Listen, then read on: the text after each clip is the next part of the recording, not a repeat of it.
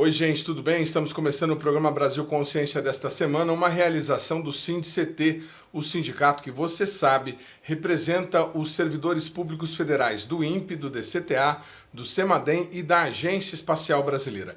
E no programa de hoje nós vamos mostrar um resumo de como foi a audiência temática sobre o programa espacial realizada para a 5ª Conferência Nacional de Ciência e Tecnologia. O evento aconteceu em São José dos Campos, no INPE, com a participação do presidente da AEB.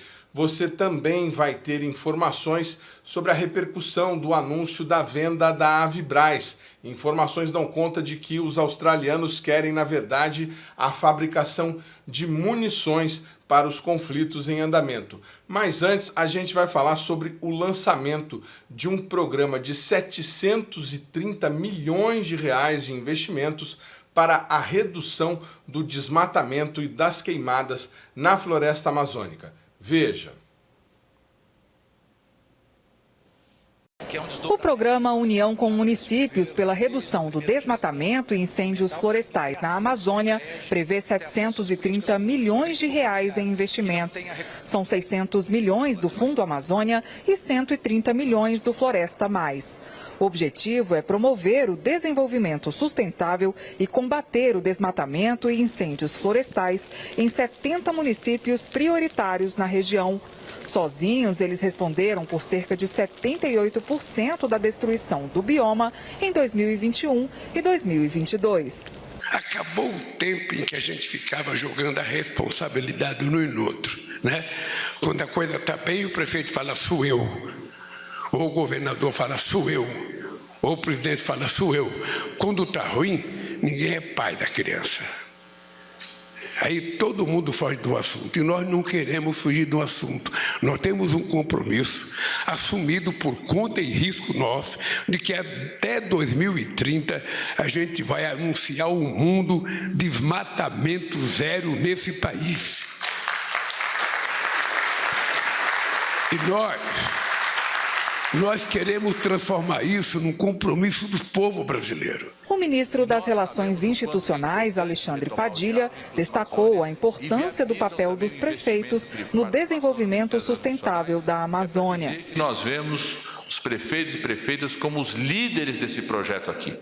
Nós já temos grandes parcerias com os governos estaduais que nos ajudam, estão nos ajudando, mas nós sabemos que quem pode trazer a realidade local, de qual que é o potencial econômico, o que falta para viabilizar na assistência técnica aquele programa de geração de renda, o que falta para acelerar a regularização fundiária, como aproveitar da melhor forma os dados que a ciência consegue produzir através do monitoramento, dos dados científicos, como que ele se expressa ali na realidade local. Quem pode mobilizar a comunidade para proteger a Amazônia?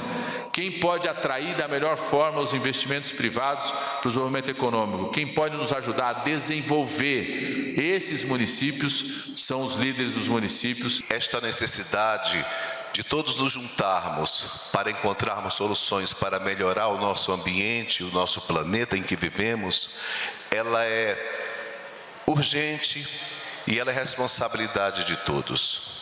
O programa vai oferecer escritório de governança para disponibilizar informações sobre o desmatamento em tempo real, regularização fundiária e ambiental, assistência técnica e extensão rural para produção sustentável, pagamento por serviços ambientais pela conservação da floresta e promoção de ações de recuperação ambiental nas propriedades de agricultores familiares, implantação de brigadas municipais de prevenção e combate a incêndios florestais nos primeiros 2 anos e pagamento por serviços ambientais para assentamentos. Não basta dizer o que não pode fazer.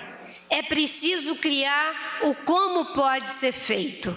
E a Amazônia é tão grande que tem lugar para todo mundo.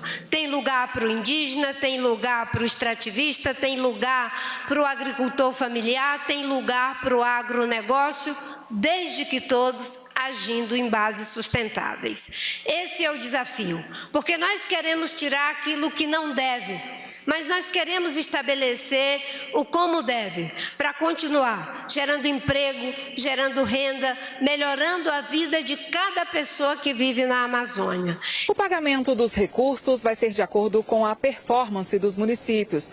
Quanto maior a redução anual do desmatamento e da degradação, maior será o valor investido pelo governo. Das 70 cidades, 53 já aderiram ao programa. O restante tem até o dia 30 de abril para firmar o termo de adesão. Quando a gente fala em transição energética, quando a gente fala em transição climática, ninguém compete com o Brasil. Ninguém. Portanto, nós poderemos estar próximo de uma revolução de desenvolvimento econômico nesse país, de uma revolução climática e de uma revolução energética, porque o Brasil será imbatível e nós não vamos jogar fora essa oportunidade. E o que é que nós queremos? Que vocês sejam parceiros desse momento importante do nosso país. Vamos conferir agora como estão os números do desmatamento nesse primeiro trimestre de 2024, segundo os dados produzidos pelo INPE. O número de alertas emitidos pelo sistema DETER do INPE para o desmatamento na Amazônia continua caindo em 2024, assim como aconteceu em 2023. Segundo os dados produzidos pelo Instituto, a redução é de 41,7% no primeiro trimestre desse ano contra o primeiro trimestre do ano passado. No total, o sistema registrou 491,8 quilômetros de desmatamento em vegetação nativa em 2024, quase a metade dos 844,6 quilômetros registrados em 2023. Em comparação a 2022, a queda é ainda maior. Naquele ano, o total desmatado no primeiro trimestre chegou a 941,34 quilômetros quadrados de floresta. A situação é preocupante no Cerrado, onde o índice cresceu 2% no primeiro trimestre desse ano em relação ao mesmo período de 2023, totalizando o maior índice de desmatamento no bioma desde o início da série histórica em 2016. O total deste ano é de 1.416,9 quilômetros desmatados no Cerrado, contra 1.445,6 no ano passado. Só para ter uma ideia, a área perdida no Cerrado neste ano equivale ao tamanho da cidade de São Paulo, que tem 1.521 quilômetros quadrados. O DETER é um sistema que mapeia e emite alertas de desmatamentos para os órgãos de combate, como o IBAMA, o Instituto Brasileiro de Meio Ambiente e dos Recursos Naturais Renováveis, e o ICMBio. Os resultados representam uma amostra do desmatamento no país, mas não correspondem ao índice oficial que é determinado pelo sistema PRODES uma vez ao ano. O último dado PRODES foi divulgado em novembro do ano passado e apontou que entre agosto de 2022 e julho de 2023 foram perdidos 9.000 quilômetros de floresta na Amazônia, uma redução de 22% na comparação com o período anterior. No mesmo intervalo, o Cerrado havia perdido 11.000 quilômetros de vegetação nativa, representando uma alta de 3%. Muito bem, amigo do programa Brasil Consciência, para falar sobre a liberação desses 730 milhões para o combate ao desmatamento, a gente conta mais uma vez com a experiência da doutora Thelma Krug, que nós já trouxemos aqui no programa, pesquisadora do INPE, ex-vice-presidente mundial do IPCC, o painel intergovernamental de mudanças climáticas, e que agora recentemente assumiu a presidência de outra organização global de controle das mudanças climáticas. Primeiro a gente começa perguntando sobre a questão local, o anúncio do governo federal sobre as medidas de contenção em parceria com municípios para tentar diminuir o desmatamento. Para quem não conhece a doutora Thelma Krug, ela foi uma das responsáveis por grande parte das políticas públicas de combate ao desmatamento que hoje estão em vigor no país, inclusive a criação dos sistemas de monitoramento lá no INPE, o PRODES e o DETER. Muito boa tarde, doutora Thelma. Obrigado por a senhora ter atendido ao nosso convite mais uma vez. O que a senhora, qual a impressão que a senhora teve a respeito sobre esse plano de combate ao desmatamento? Primeiro, começando pela parte dos recursos, a senhora considera satisfatório 730 milhões oriundos aí do Fundo Amazônia, maior parte deles, e a senhora acha que é viável essa...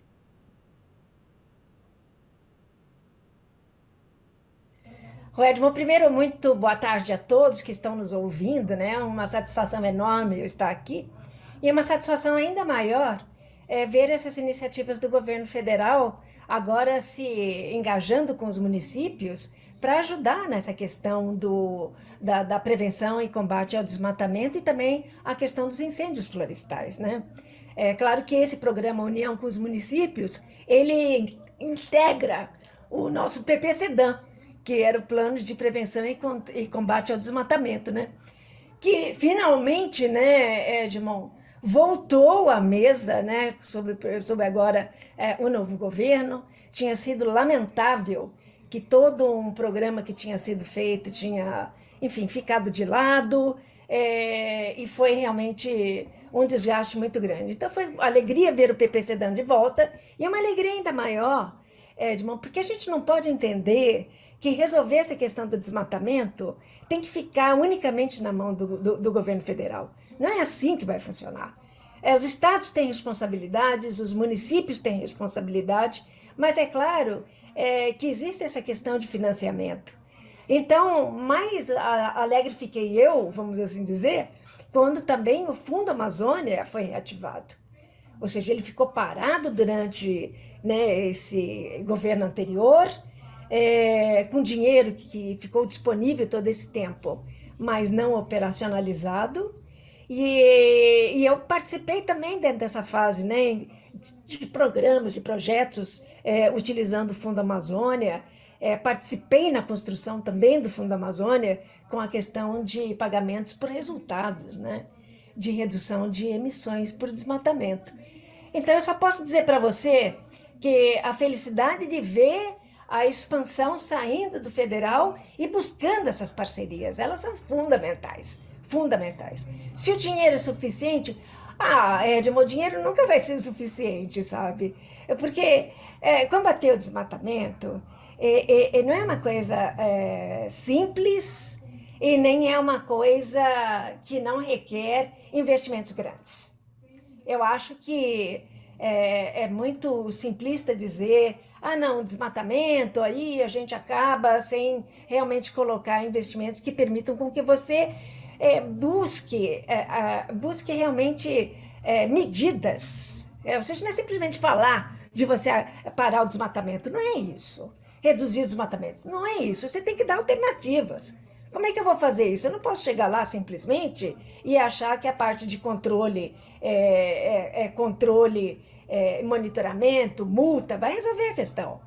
Eu acho que a gente tem que pensar em como é que a gente pode fazer um dos pilares do PPCDAM, que é a regularização fundiária e ambiental, a questão das glebas federais que são públicas. Como é que a gente pode utilizar isso para a agricultura familiar, a implementação de sistemas agroflorestais, que o Brasil, na verdade, não é muito parte da cultura do Brasil trabalhar com sistemas agroflorestais. Então, eu vejo que alguns pilares do PPCDAM são necessários para que a gente possa realmente tomar ações que permitam que a gente não só faça o monitoramento, controle, ir lá e pegar os criminosos. Eu acho que não é só isso. E o PPCDAM é muito claro com essa visão. Então, eu estou muito feliz de ver essa parceria com os municípios. PPCDAM, que a pesquisadora Thelma Krug está citando, Plano de Ação para a Prevenção e Controle do Desmatamento na Amazônia Legal, lançado em 2004, na época em que a pesquisadora Thelma Krug estava trabalhando, inclusive, no governo federal. Sigla P, para você que quiser dar uma googada aí, PPCDAM, o M no final é minúsculo, de Amazônia. É o PPCDAM, apontado pelos especialistas, o principal responsável pela abrupta queda de desmatamento que a gente conseguiu ter no Brasil depois daquele ano, né? O governo Lula assumiu, teve um último ano de farra total do desmatamento e depois teve uma queda de 83%. A senhora está falando para a gente que é esse plano de integrar os municípios e, por exemplo, de dar mais recursos àqueles que mais se esforçarem para reduzir o desmatamento nos seus próprios municípios, já era uma diretriz lá de 2004 do PPCDAN. Aí eu pergunto para a senhora, por que isso não foi viabilizado antes, talvez? Então, não era, quer dizer, o PPCDAN ele não foi focado na questão de pagamento por resultado. O Fundo Amazônia funcionou dessa forma, até estimulado por uma ação que entrou na Convenção do Clima em 2005, né, que foi a primeira vez que se falou de incentivos, e o Brasil já tinha algumas iniciativas no Brasil falando de pagamentos por resultados, mas o Brasil foi o primeiro país que teve uma iniciativa fantástica, foi fabulosa, a criação do Fundo Amazônia, onde os recursos não vêm para o governo. Ou seja, o recurso ele vem, né, para o BNDES. E isso teve um salto de confiança, vamos assim dizer, muito grande. Porque caía um dinheiro na conta, você cai no buraco negro, né, como a gente costuma dizer. E você não sabe se esses recursos vão ser apropriadamente usados para a finalidade de redução do desmatamento. Então, o Brasil, trazendo essa iniciativa do Fundo Amazônia debaixo do BNDES, e também com conselhos vários, que foi um dos motivos pelas quais o Fundo Amazônia foi descontinuado no governo anterior, né? Ou seja, sem nenhuma interferência externa de qualquer um dos doadores, né? A Noruega é um dos grandes financiadores, doadores, né, do Fundo Amazônia, e não existe nenhuma interferência e nem fazem parte de conselho. Ou seja, todas as ações que o Brasil propõe para combater o desmatamento e a degradação florestal, eles estão dentro da nossa visão de como isso deve ser feito. O que a gente tem que apresentar são resultados. E, ao apresentar resultados, você, na verdade, recebe de acordo com o tamanho daquela redução. Então, a utilização disso agora com os municípios é extremamente estimulante, porque você vai forçar com que os municípios recebam cada vez mais ou com proporcionalidade ao esforço que eles fizerem para combater o desmatamento, degradação florestal e incêndio florestal. Ou seja, eu acho que essa característica desse programa União com os Municípios é extremamente louvável e eu acho que é um estímulo, é uma motivação para que os municípios façam cada vez mais.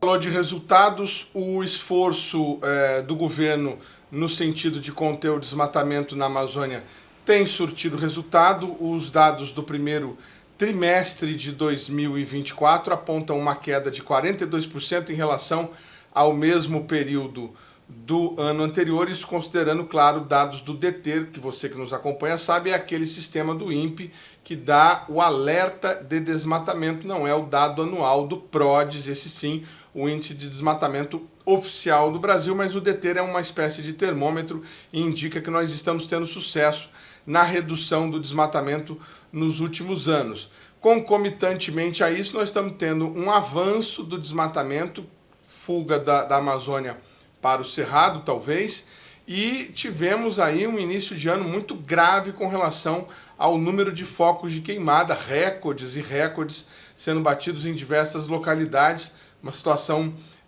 de emergência e de calamidade pública em algumas localidades, inclusive. O que a senhora atribui essa explosão, vamos dizer assim, das queimadas e para alguns, a migração do desmatamento da Amazônia para o Cerrado? Olha, Edmond, eu particularmente acho que não existe essa fuga, sabe, da Amazônia para o Cerrado.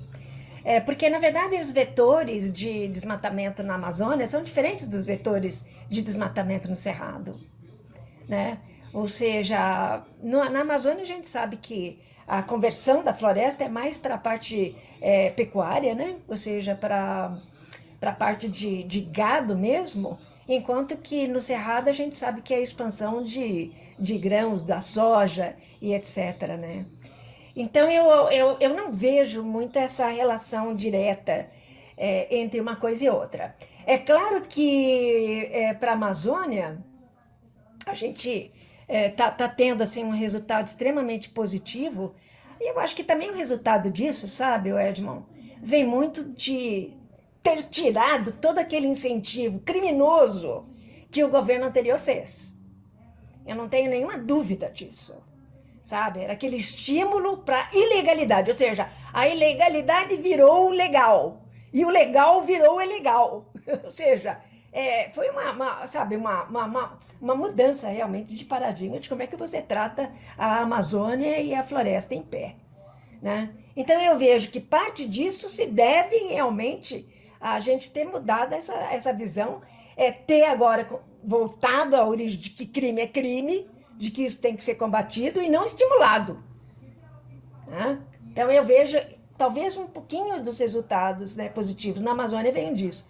Mas também, eu acho que é toda a questão de voltar à parte da governança ambiental, toda a parte de tentar se recuperar o que a gente tinha no passado, que era um IBAMA forte, né? Ou seja, toda uma cadeia que funcionava muito bem. Era cara, é difícil, mas eu também vejo assim, sabe, Edmond? Eu vejo a maneira mais rápida de você, talvez, segurar o desmatamento seja você fazer o enforcement da legislação. Ou seja, ir lá, combater, queimar equipamento, sabe, multar. Ou seja, essa é a coisa mais rápida, porque você está mexendo no bolso.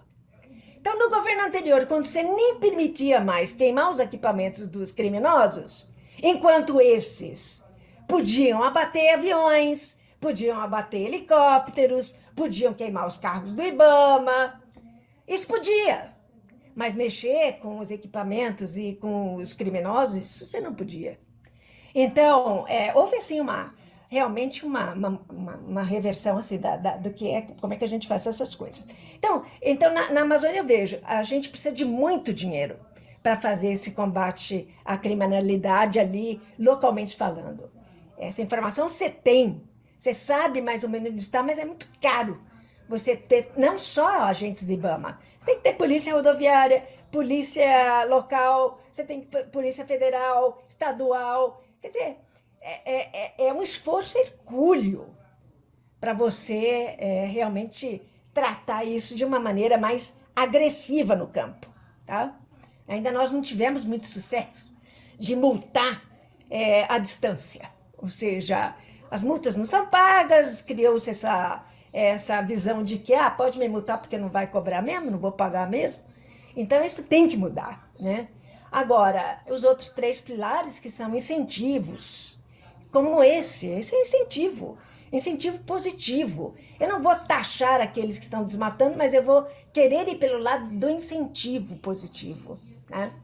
Então eu acho que a gente tem que tentar. Não é uma questão simples, não é uma questão fácil.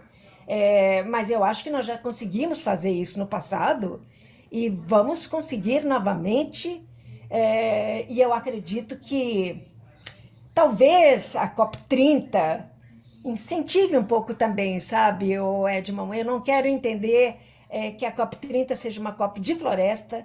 Eu acho que a gente tem outros elementos que nós temos que tratar com igual preocupação ou maior preocupação, que são as emissões fósseis. E a gente não pode não pode deixar o mundo pensar que as florestas vão salvar o clima, que as florestas vão salvar a situação tão de emergência, crise emergencial do clima que nós estamos hoje. Então, mas talvez o pessoal indo lá, vendo aquela floresta, vendo aquela exuberância, vendo as dificuldades que você tem, que ninguém imagina o tamanho daquilo. Você não tem nem noção do tamanho daquilo, né? E talvez seja um estímulo, sabe, Edmond, de trazer mais contribuições, mais recursos para o Brasil, e quiçá não só para o Brasil, mas também para os outros países que são detentores da floresta amazônica, né? Muito bacana. O programa Brasil Consciência vai para um rápido intervalo, mas na sequência a gente traz muito mais informações sobre esse assunto para vocês. Tanto só não sai daí.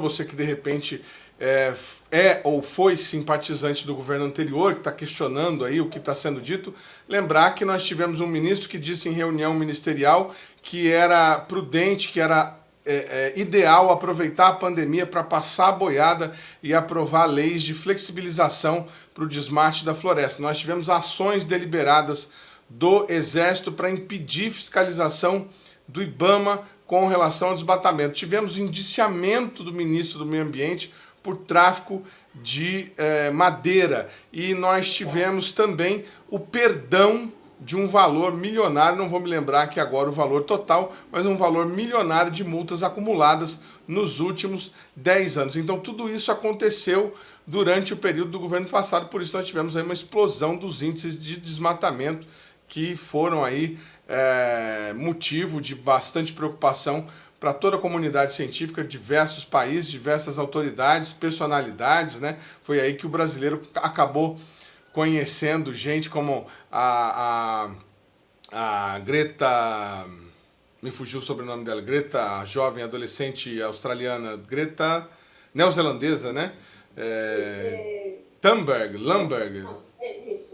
algo assim. Foi nessa oportunidade, inclusive, diversas polêmicas internacionais.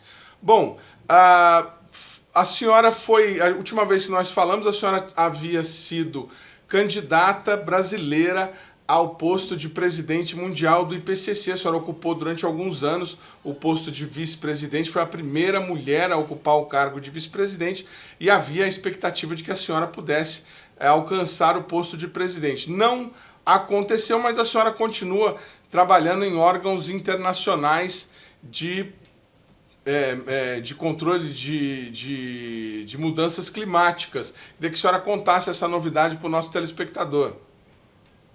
Então, Edmond, eu acho que foi assim, uma iniciativa importantíssima do Brasil, né? Sem falsa modéstia, foi uma candidata muito forte, né?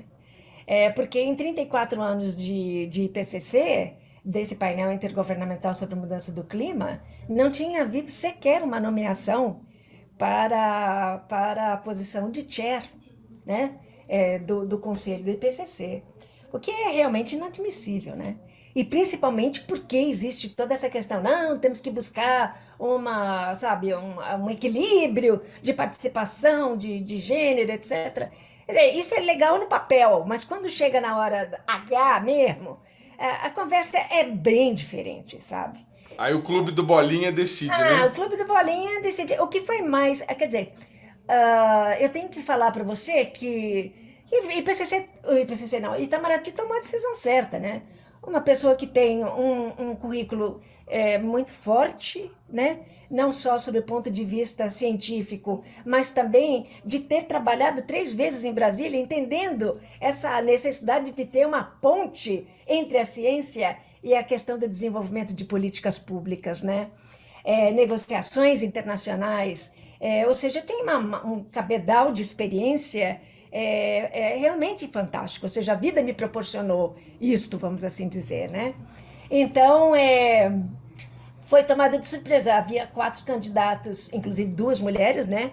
A Débora também, da África do Sul, que teve uma quantidade ínfima de votos. E se você pensar, né, no continente africano, que tem quase 60 países, ter uma quantidade ínfima, a menor quantidade de votos, né? É preocupante. É preocupante, porque se você tiver que basear, estar competindo com base em elementos que vão além daqueles critérios científicos para um painel científico, se precisa se ir além disso, você esquece. Países em desenvolvimento não vão conseguir mais chegar nesse tipo de posição, né? Competir também com uma pessoa que já tinha sido vice-presidente do IPCC também, belga, que já tinha concorrido em 2015 e também não tinha ganhado. Para ele foi um baque enorme, né? Porque ele tinha um cabedal científico importante, né? E ele depois confessou para mim que achava que no final íamos ficar nós dois, eu e ele, e para ele foi assim um enorme baque, né? Eu hei de confessar para você que para o Brasil foi um enorme baque, justamente por entender que, enfim, os currículos estão aí na mesa. Então, o que mais que a gente precisa, sabe? Que critérios que foram utilizados para que os países pudessem tomar essa decisão? Bom, os países são autônomos, são todos soberanos e claro, tomam as decisões de acordo com aquilo que acham ou julgam ser mais relevantes. De qualquer forma, Edmond, 6 meses antes eu já tinha recebido um convite para ser chair de um sistema global de informações para o clima, né? É que, na verdade, sem dados, você não consegue fazer nada. Sem dados que tenham, por exemplo, sustentabilidade na sua produção. Não adianta eu ter 1, 2 anos, 3 anos de dados. Eu preciso ter uma continuidade de dados para que a gente possa fazer uma avaliação de como é que algumas observações que são geradas de maneira consistente, debaixo de protocolos, conseguem mostrar que alguma coisa está acontecendo, ou seja, grandes concentrações de CO2 na atmosfera, elevação do nível do mar, tudo isso você precisa de medidas, você precisa de dados, você precisa de observações, sejam elas por satélite ou terrestres. E é isso que esse sistema faz. Esse sistema ele não gera esses dados, ele estimula as redes, né, internacionais e indica a essas redes as necessidades daqueles que são usuários desses dados para que a gente tenha modelos cada vez mais robustos, né? Então, a pergunta quando eu não aceitei o convite 6 meses antes da eleição foi, nossa, então se você perder, você aceita pegar essa presidência? Eu falei, aceito, né? Eu já tinha consultado Itamaraty também, claro que aceito. E tem sido um aprendizado bom, uma inovação, apesar de eu não estar totalmente distante do IPCC, porque nas reuniões técnicas o pessoal tem me convidado. Então, isso aí sempre deixa aquele, né? A gente fala do rabinho, né? Que vai ficando de ligação com o painel intergovernamental com quem eu contribuí por 21 anos, 8 deles como vice-presidente, né? Um longo tempo. Já tinha havido alguma mulher presidente dessa instituição que a senhora está presidindo agora? Não, e muito menos de país em desenvolvimento. Eu era chair do painel terrestre, porque esse sistema ele pega observações terrestres, atmosféricas e oceânicas, ou seja, ele pega o sistema climático como um todo, né? E as interações entre isso. E cria o que ele chama de variáveis climáticas essenciais, que é aquelas que a gente tem mais um olhar assim de ter essa continuidade, essa sustentabilidade de observações. Eu fui a primeira chair de país em desenvolvimento, né?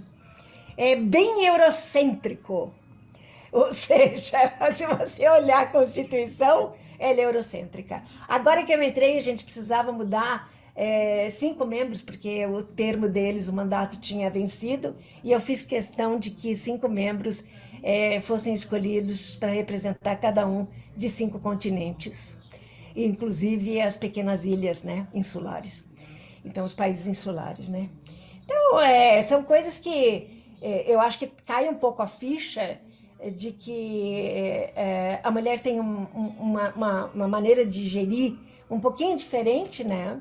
Um pouquinho mais aberta, um pouquinho mais, menos, assim, arrogante no sentido de que os homens têm mais dificuldade de dizer que não sabem alguma coisa. Eu tenho uma facilidade enorme de dizer, olha, meu querido, eu não entendo nada disso, você vai ter que me ensinar e eu vou aprender em 5 minutos. Se você for um bom professor, em 5 minutos eu aprendo, né? Os homens não têm essa capacidade em geral. Claro que tem exceções, mas até para... Você já viu o homem perdido no trânsito, se ele para pedir ajuda? Ele não para de jeito nenhum. Ou seja, mas para lá, tem um táxi lá, pergunta, não vou perguntar, para no posto, pergunta, não. Agora, claro, você tem o Waze, você tem, né? Mas antigamente você não tinha nada disso. Aquele lá antigamente era mapa. E aí você se perdia barbaramente em São Paulo, né? Pergunto se alguém parava. Eu parei muitas vezes um táxi e falei, meu amigo, por favor, eu tô com meu carro aqui, mas eu não tô conseguindo chegar lá. O cara olhava para mim e falava, dona, mas o que é isso? Eu falava, não interessa se é ali na esquina, você vai me levar lá porque eu tô perdida. E então eu acho que mulheres têm um pouquinho mais dessa flexibilidade, dessa maneira mais light, gosta de se comunicar, gosta de, sabe, aquele cientista hermético, né? Eu nunca tive essa posição. Aquela coisa de dizer que pesquisador tem que ser aquela pessoa rígida, né? Que não sorri, que não... Sabe, são coisas que foram sendo criadas e que a gente vai derrubando aos poucos. Mas, Edmond, se você me permite, você tinha comentado essa questão, eu não tenho nenhuma filiação partidária, honestamente falando, mas eu gostaria só de salientar, então, 2 pontos importantes para mim, né? Quer dizer, eu não tenho nenhum problema, cada pessoa escolhe, enfim, quem quiser. Mas claro que a escolha ela tem que se basear em alguns critérios pessoais. Eu tive 2 problemas seríssimos com o governo anterior. Um foi aquela questão de não entender que ciência era importante, ou seja, o não entendimento da necessidade de recursos, sabe, de incentivos para a ciência. Sem ciência, um país não existe. Não existe. Ele não evolui. Ele vai ficar sempre ali à mercê dos outros, do conhecimento dos outros, né? E o outro era a questão ambiental. Eu não poderia tolerar, tendo passado por Brasília, tendo sido responsável pela 4ª versão do PPCDAN, tendo, enfim, estado ali à frente dessa questão, eu não podia de jeito nenhum. De fato, foi para mim 2 pontos assim que não existiria nada que pudesse fazer eu ter qualquer tipo de solidariedade com o governo anterior. Então, eu gostaria de deixar isso claro, porque não tenho nenhuma filiação partidária, né? Jurei que não votaria no presidente atual, hoje juro que não juro mais nada. Ou seja, não adianta. Tem essas questões de princípios, são meus princípios, mas cada um tem o seu. Então, cada um vota e faz como julgar que esteja, né, com consciência debaixo dos seus próprios princípios. Os meus eram ciência e ambiente. E aí a coisa pesou. Bom, você... Desculpe a Não, franqueza. imagina, sem problema nenhum.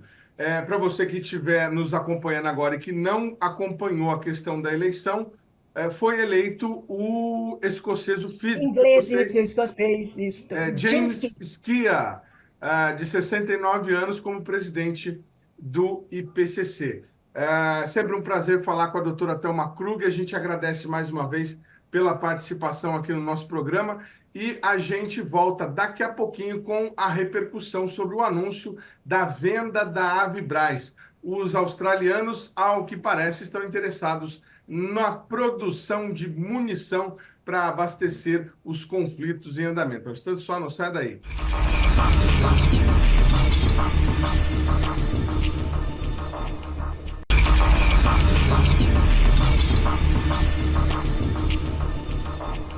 O programa Brasil Consciência de volta e a gente fala agora sobre a repercussão do anúncio da possível venda da empresa Avibraz para o grupo australiano Defendtex, assunto que a gente debateu no nosso programa da semana passada.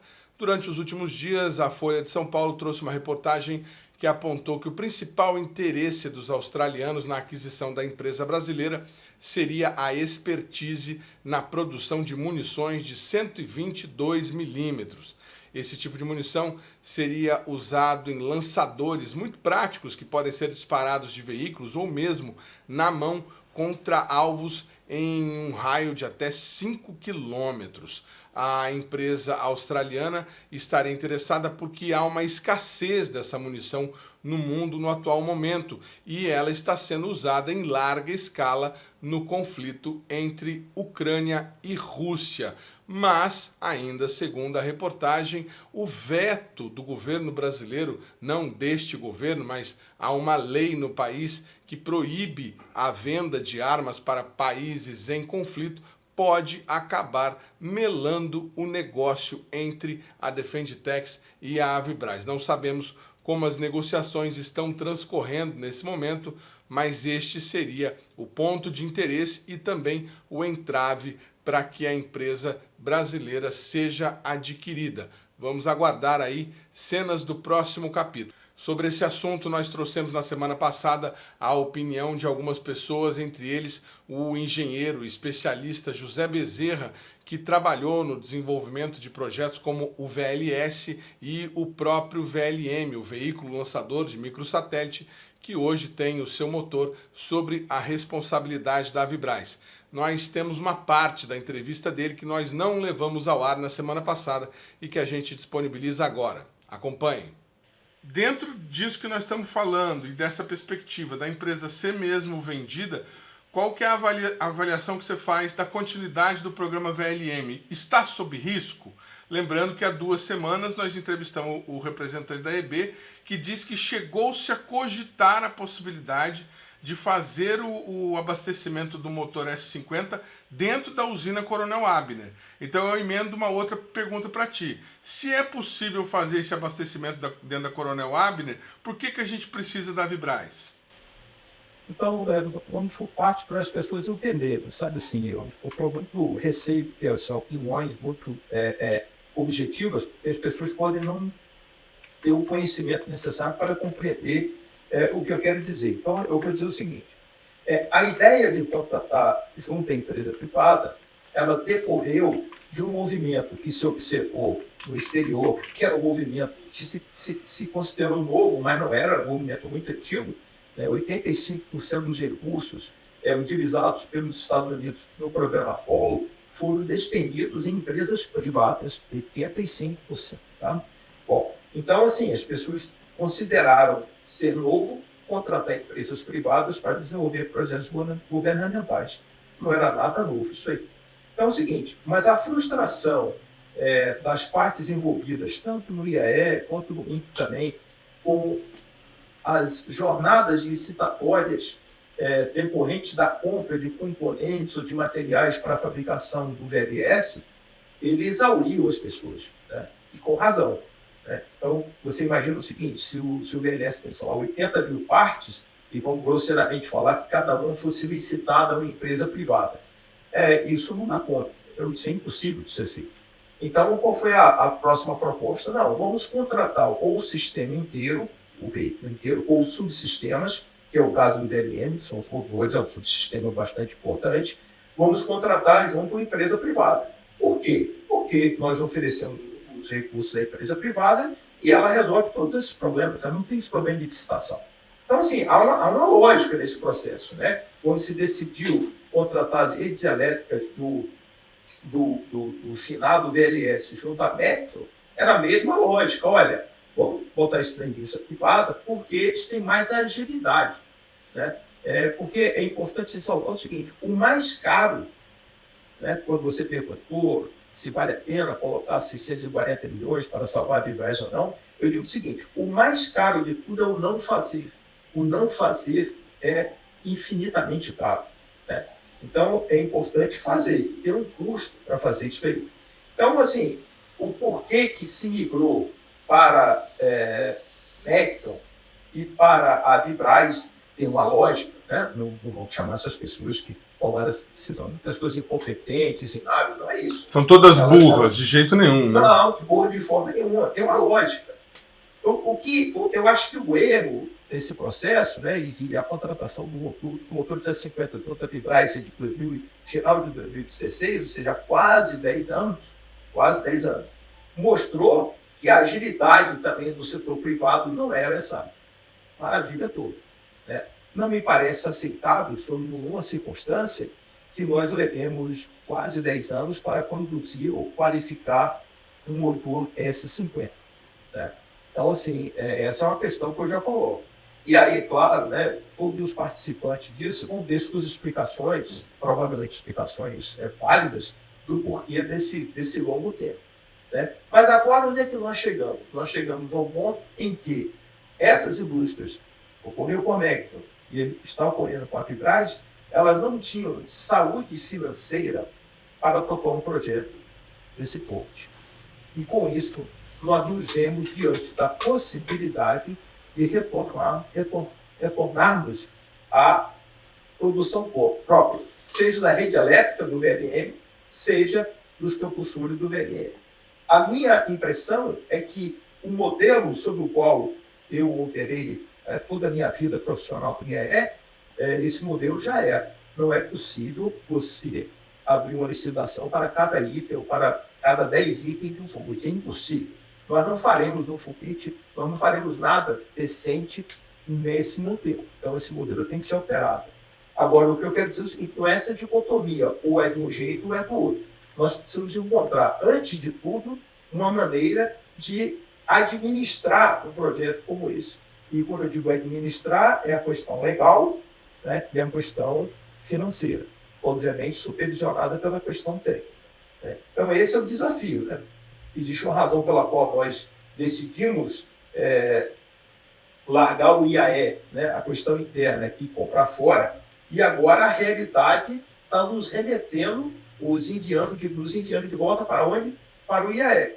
Mas o que ocorreu nesse caminho, nesse processo? Nesse processo, o IAE foi sucateado, ou seja, no dia de hoje, nesse momento que eu vos falo aqui, existe um prédio inteiro do IAE, o prédio que eu sei que é roubar da minha vida lá, ele está interditado.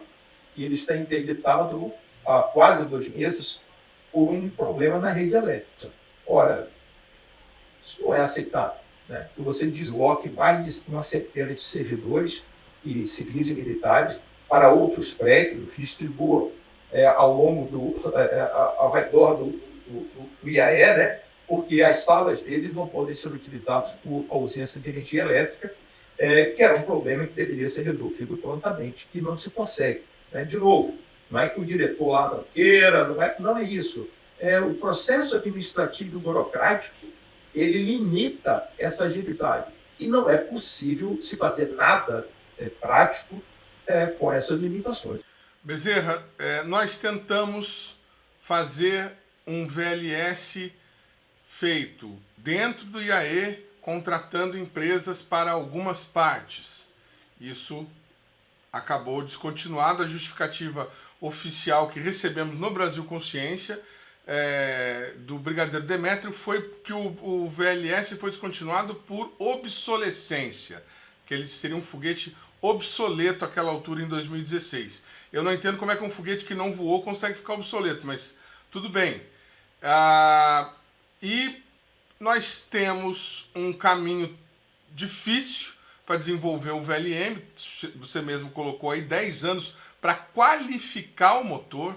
Nós nem tentamos lançar o foguete ainda, né? Pode dar errado ainda, como aconteceu com o VLS.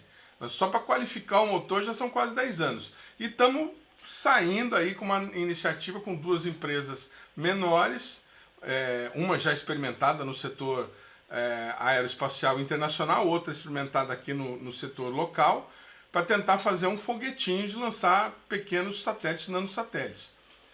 E enquanto isso, no mundo tem empresa lançando satélite, até no Brasil, aí no Space veio aqui, lançou um foguete suborbital lá e tudo mais.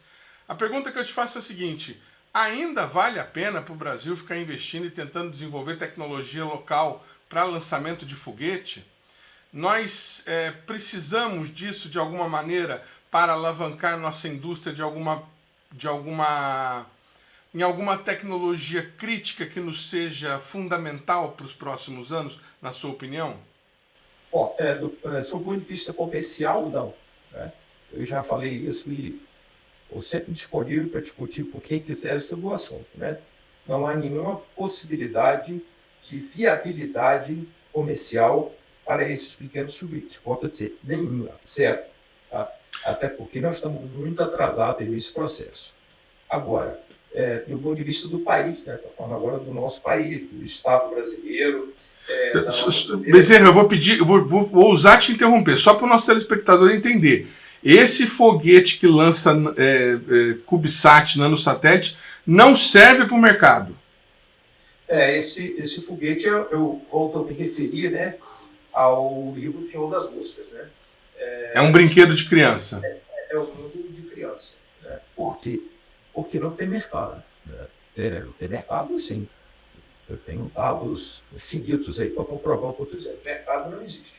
Mas nós podemos fazer 5, 6 satélites, nanosatélites nos próximos anos e vamos usar para lançar. Compensa?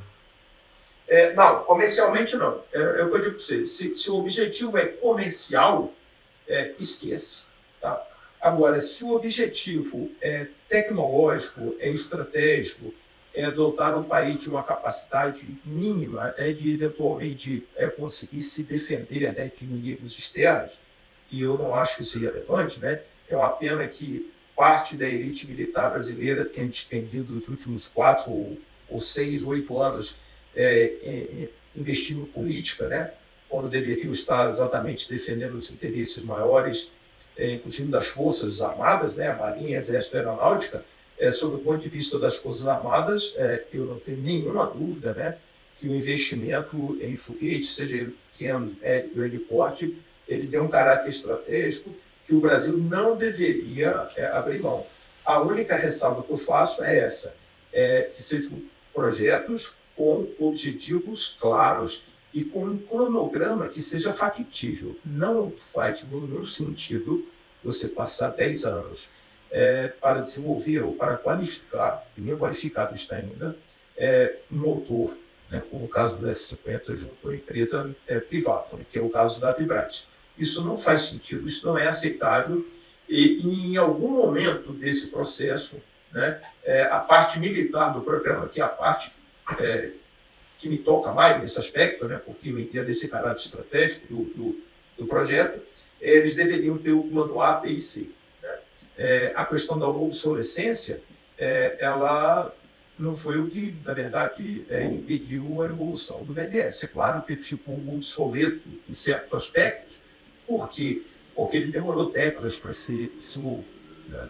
Mas essa obsolescência, ela hoje, recentemente, o foguete Delta IV americano ia realizar o seu último voo. Né? E é um foguete importantíssimo dentro do arsenal americano. E ele ia realizar seu último voo, que ficou caro. Né? Ele é dotado de uma tecnologia, entre aspas, antiga, né? Mas ele tem um caráter estratégico para os norte-americanos. Então ele vai realizar seu último voo, porque os americanos já dispõem de outros foguetes, inclusive privados, né? Para fazer esse lançamento. Então veja que, do ponto de vista do cenário da geopolítica, essas decisões, o nível de discussão é outro, é uma prateleira mais alta, né? Não é essa prateleira aqui que não consegue licitar, porque faltou a borracha, porque faltou o disjuntor do prédio lá que está interditado. Essa é uma discussão que não é uma discussão de alto nível, é uma discussão de baixo nível, na verdade. Mas a gente está sempre metido nela, né? A gente está tentando achar uma razão, encontrar um culpado para dizer, não funcionou por conta disso. Então a gente é adulto o suficiente para entender os riscos e para tentar, de antemão, mitigar esses riscos. Então, quando você fala agora, vamos agora recarregar esses motores no IAE, é possível? Eu tenho dúvidas. Eu tenho dúvidas porque a infraestrutura outrora existente no IAE, e não é só a infraestrutura técnica, não, é a infraestrutura de pessoal. Né? Veja, é uma atividade de altíssimo risco você carregar um motor. Altíssimo risco. Né? Imaginando então um motor com 12 mil quilos. Né? Então, assim, provavelmente exigiria a construção de uma nova usina e a qualificação de um novo corpo técnico. E isso vai custar uma pequena susto. Né? Mas é a decisão, nós queremos ter isso ou não. Né? Então, são decisões que são feitas. Você, quando tenta educar o seu filho na escola e, eventualmente, coloca ele para escola particular e paga uma mensalidade muito alta, você está fazendo aquilo como um investimento. Você acredita que aquilo será importante para o seu filho. Então, você não escute ser caro ou barato. Você já sabe que é caro. Né? Eu vou pagar a escola do meu filho, eu vou botar ele no inglês, vou botar minha filha no balé, vou botar meu filho na natação. Por quê? Porque eu acho que isso é importante para a formação dele, não porque é barato. Tudo isso é bastante caro. E esse mesmo tipo de pensamento, de filosofia, é o que deve nortear as decisões relativas ao Estado brasileiro. E nessa discussão que me parece, assim, honestamente, eu estou até cansado dela, sabe? Um dia a Vibraz, um dia a Nectro, depois da manhã vai ser uma outra empresa. E eu percebo também o seguinte, apesar, faço aqui ressalvo, de não conhecer em detalhes essas propostas dessas empresas, que cada uma levou cerca de 180 milhões de reais num período de 3 anos, tá? Para desenvolver esse foguete pequeno que estou dizendo. Eu posso aqui queimar minha língua, mas eu acredito que não vou fazê-lo, né? Que esses foguetes são baseados em motores já desenvolvidos pelo IAE. O que me leva a uma questão bastante simples. Qual vai ser a inovação desses foguetes? Qual vai ser a contribuição dessas indústrias ou desses grupos para o desenvolvimento científico e tecnológico do Brasil? Perfeitamente. Bezerra, aproveitando a oportunidade e a experiência que você tem, no bojo de tudo isso saiu um documento da Aeronáutica liberando 4 milhões de reais para desenvolvimento do foguete L-75, se eu não estou errando a numeração, que seria o substituto do último estágio do VLM. Aí o representante da AEB nos disse que não há nenhuma previsão para mudar o propelente, mas que eles estão estudando, quem sabe no futuro, talvez, todavia, a possibilidade de usar um propelente líquido e aumentar a capacidade de payload do VLM. Ele disse que reconheceu que os recursos são poucos, mas que isso seria apenas uma primeira fase do desenvolvimento disso. Aí um telespectador nos mandou esse vídeo, estou colocando aí na tela nesse momento, de um teste com esse motor foguete de propulsão líquida do IAE. Em que pé que está isso? No meio dessa confusão toda de não conseguir fazer VLM, nós estamos tendo perna para estudar um motor, um motor a propelente líquido? Vamos tentar de novo ser didático aqui por partes, né? A propulsão, ela já é desenvolvida com o IAE há 1/4 de século. Né? Então, 25 anos já trabalhando. Já trabalhando nisso, né? Então, o IAE existe, inclusive, foi criada nos idos aí deste século, há talvez uns 20 anos, um pouco menos, foi criada, inclusive, uma divisão de propulsão, né, do IAE. E essa divisão de propulsão tem estudo no desenvolvimento de propulsores líquidos, né? Bom, em determinado momento isso foi cessado, né? E foi cessado porque, veja, se o VLM não vai usar isso aí e a gente não tem outros planos, então, e nem tem recurso, principalmente tem a ver com recurso. Isso foi, se não totalmente, foi quase totalmente paralisado, né? Então essa é uma questão. Então, não há uma novidade nesse aspecto. A novidade está no fato de que, a essa altura, você me dizer que a aeronáutica, né, volta a considerar a possibilidade de usar o estágio líquido no VLM. Né? E aqui eu me permito encontrar a seguinte explicação. Pode ter ocorrido que a aeronáutica concluiu, ou seja, os colegas do IE concluíram, a partir de vários estudos, que o VLM, na forma atual, não consegue colocar nada em órbita. Tá? Ou seja, 2 motores S50... Nem 60, nem 50, nem 30 quilos, nada. Não é nada. A gente costuma dizer que a massa seja negativa, né? Ou seja, você coloca a antimatéria em órbita, né? E isso decorre do seguinte, isso decorre dessa ânsia de querer oferecer um balão, né, para a plateia, né? Eles, não, nós estamos fazendo aqui sem que sejam feitos os estudos preliminares detalhados e adequados. Então, a minha suposição, eu não tenho nenhuma informação a esse respeito, fiquei surpreso também, é que já se concluiu que esse VLM, da maneira como está posto, com os propulsores sólidos, ele não será capaz de colocar nada em órbita da Terra. Então, neste caso, voltamos àquela infraestrutura existente no IAE, no sentido de desenvolver, não sei se um novo motor ou um outro projeto anterior, eu tenho essa informação também, no sentido de tornar, quem sabe um dia, o LM viável e capaz de colocar alguma coisa para a horta da terra. Tá? Então, essa é a razão. Fosse eu assessor, né, do comandante da aeronáutica, do comando da aeronáutica, eu sequer permitiria, aconselharia, né, meus superiores a sequer permitir a publicação de uma nota ou de uma notícia dizendo que o comando da aeronáutica vai investir 4 milhões de reais no projeto do Plano Soli. Né? Essa é uma notícia descabida, é um valor absolutamente irrisório, e eu sei que tem explicações, que é para a fase inicial e etc, etc, mas eu, voltando ao mundo dos adultos, eu me eximiria, né, como instituição, como comando aeronáutica, de tornar uma notícia como essa pública. Isso não é notícia.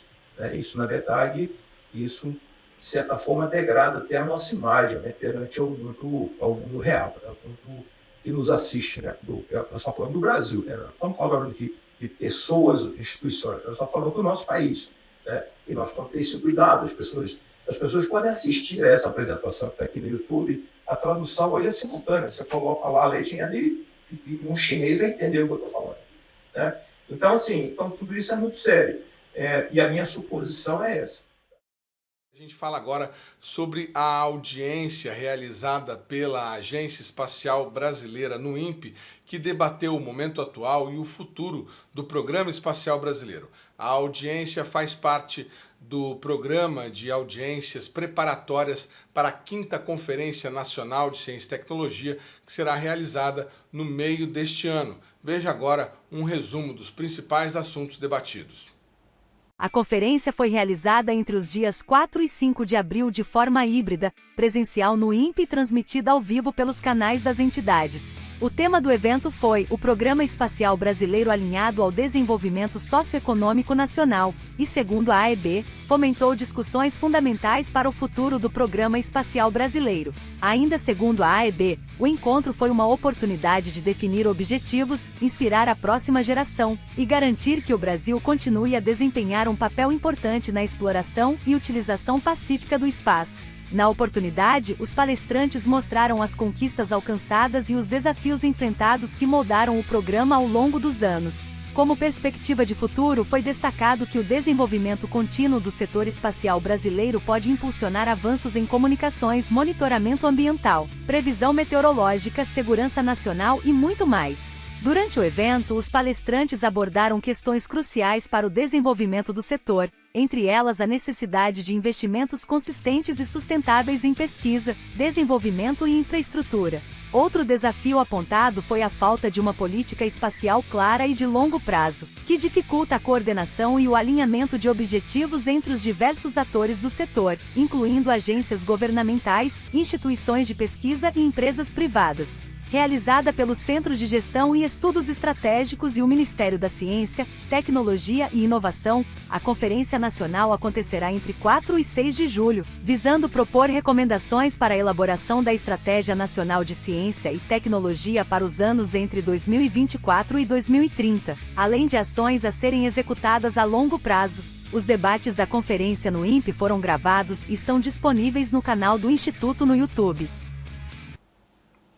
O programa Brasil Consciência de hoje vai ficando por aqui. Você que quiser conferir os demais programas produzidos pela rádio do SINDCT deve acessar a nossa página no Facebook, que está aí para você na tela neste momento.